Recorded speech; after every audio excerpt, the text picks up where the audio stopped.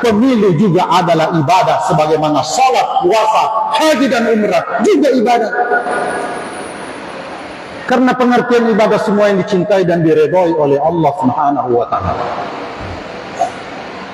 Maka tidak boleh kita menggunakan standar ganda, beda ketika sholat, beda ketika pemilu, beda ketika puasa, beda ketika berdagang di pasar, beda ketika dia sholat, beda ketika dia menjadi seorang militer, seorang aparat keamanan, seorang penyelenggara, seorang pengawas, auditor, dan seterusnya. Sebagai apapun berlaku kaidah ini, 3 harga yang harus kita bayar. 3 harga yang harus kita bayar untuk menjadi muslim sejati. Harga pertama pada setiap pekerjaan dan urusan apapun itu, yang pertama adalah innamal a'malu binniyat. Niat kita yang menentukan.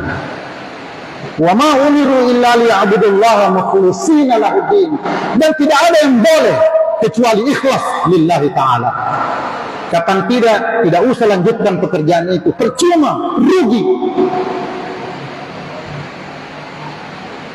Apapun urusan yang kita urus, pekerjaan yang kita kerjakan. Harga mati yang kedua di ujung menunggu kita, menguji kita. Apa maksud dari pekerjaan dan urusan yang sedang kita tekuni? Kaedahnya berkata, al-umuru bimaqasidiha. Setiap perkara, pekerjaan dan urusan tergantung maksud orang yang melakukannya. 2 orang, 3 orang, 4 orang sama-sama mengambil barang yang bukan miliknya. Tapi apakah sama mereka mencuri? Belum tentu. Yang satu mengambil karena memang mau mencuri barang orang, yang satu mengambil karena dia ingin menyelamatkan hak milik orang yang tercecer, yang disebut dalam fikih Islam luqata, barang temuan di jalan. Dia ambil bukan untuk memilikinya, menggelapkannya untuk dirinya, tapi dia ingin mengantarnya ke masjid untuk diumumkan, ke tempat umum, untuk diumumkan selama 1 tahun lamanya siapa pemilik jam tangan yang tercecer ini. Apakah sama? Beda. Maksudnya yang membedakan. Mohon maaf, sedikit contoh yang sensitif. Mau tidak mau, suka tidak suka, kalau disebutkan ini, terima bahwa itu fakta yang harus kita koreksi dan kita perhatikan baik-baik. 2 orang politisi, 3 orang politisi, 4 orang politisi kandidat sama-sama ngasih orang uang. Apakah sama hukumnya? Belum tentu. Belum tentu. Yang satu pure holistik, mau bersedekah saja untuk menyambung, agar dia dikenal dan agar dia disimpati dan agar dia dipilih. Tapi dia tidak ada kontrak akad di awal. Kalau kau tidak pilih saya ambil kembali. Ini ambil, engkau harus pilih saya. Ingat ya, komitmen. Yang satu sedekah, yang satu riswah, sogok, suap. Jangan bangga Anda menghabiskan uang miliaran, triliunan bahkan. Kecil, tidak ada apa-apanya dibanding apa yang dikeluarkan baginda Nabi ketika mendakwai orang. Tidak ada istilah tabzir dalam kebaikan, dan tidak ada kebaikan dalam kemubaziran. Bahkan beliau memberikan 100 ekor kambing, 100 ekor unta bagi orang yang mau masuk Islam. Secara sekilas sama dengan orang memberikan uang agar orang itu mau memilihnya. Apa bedanya secara sekilas? Tapi ada perbedaan prinsipil. Ini ajakan dari kebatilan kepada hak. Ini ajakan kepada yang sifatnya opsional, ijtihadi, harga tawar, bukan harga yang tidak ditawar. Satu harga tawar tidak bisa ditawar, niat di awal, maksud di ujung, ini tidak boleh ditawar. Harus untuk kemaslahatan yang direkomendasi oleh agama, bukan kemaslahatan oleh orang-orang tertentu secara subjektif. Jelas alamatnya agama, jiwa, akal, generasi, harta, kehormatan, lingkungan.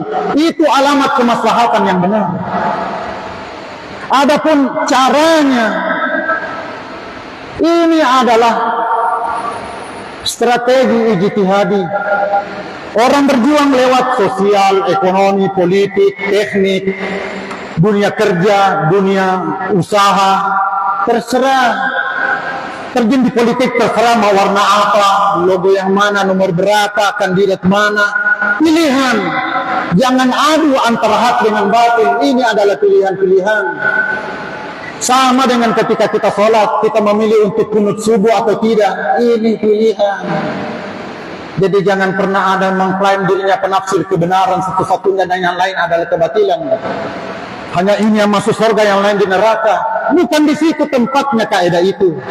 Ini adalah perkara mutagayyirat, bukan perkara sawabit. Kalau sawabit kita mesti bersatu, tidak ada keragaman. Tapi kalau itu adalah mutagayyirat, itu adalah keragaman yang tidak boleh dipaksa untuk seragam. Maka tidak ada alasan kita bersengketa, putus silaturahim, bermusuhan. Karena pilihan kita berbeda. Sama ketika kita tidak bertengkar gara-gara ada yang mau kunut dan ada yang tidak kunut. Mau 8 rakaat, mau 20 rakaat. Tidak ada urusan, bukan di situ tempatnya. Perkara ini kalau benar dapat 2 pahala, kalau saya tetap 1 pahala. Apa masalahnya? Santai ki. Dan terakhir, makna kemenangan bagi seorang yang beriman. Ketika seorang prajurit mengadu kepada panglimanya, pemimpinnya dan berkata, laqad ghalaba alaina al-batil. Kebatilan telah mengalahkan kita wahai panglima. Sang panglima muslim itu menjawab, kalla. Tidak pernah seorang muslim kalah. Dia menang dari kemarin, sekarang dan seterusnya. Apapun hasil pemilu, keputusan KPU, dia tetap menang dari kemarin hingga akhir nanti. Tidak ada urusan kalah-kalahan. Kenapa? Malazamal haqqu qulubana. Sepanjang kebenaran bersemayam dalam hati kita, tidak ada istilah kekalahan bagi seorang yang memendam dan menganut kebenaran. Berbeda dengan mereka yang salah niatnya, salah maksudnya, salah etikatnya. Sebelum bertarung dia sudah kalah di mata Allah Subhanahu wa ta'ala. Jadi mari kita bedakan penempatan kaedah hitam putih dengan kaedah kompromi dalam perkara-perkara opsional, khilafiyah dan pilihan. Nabahanillahu wa iyyakum min naumatil ghafilin wa hasyarani wa iyyakum tahta liwa'i sayyidil mursalin wa ba'd. Allahumma ja'alna minal ladzina yastami'una al-qawla fayattabi'una ahsana. Rabbana la tuzigh qulubana ba'da idh hadaytana wa hab lana min ladunka rahmah innaka antal wahhab.